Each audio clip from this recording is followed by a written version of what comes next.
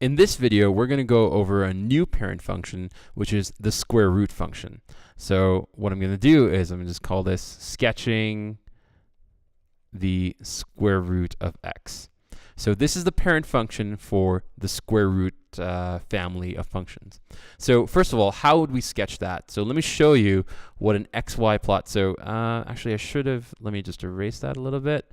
Let me just say this is y equals the square root of x. All right. So in order to do that, let's sort of graph maybe an xy plot and see how that looks like. So if you remember, when you have a square root, the x cannot be a negative number.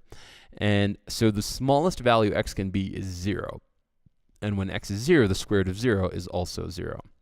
Next, let's try the number 1.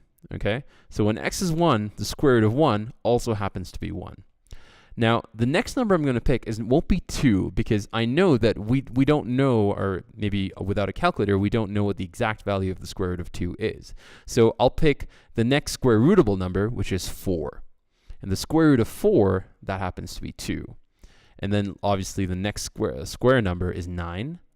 And then that's going to be 3, and so on and so forth. You know, like if you think about it, this next square number is 16, and that's going to be 4, and so on and so forth.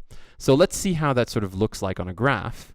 If we take a graph and we just sort of draw a line like that, draw a line like that, and so let me start here. So I have 0, then my first x is 1, then say I have 4, which is a little bit far away, and then say I have 9, which is a little bit farther away right there.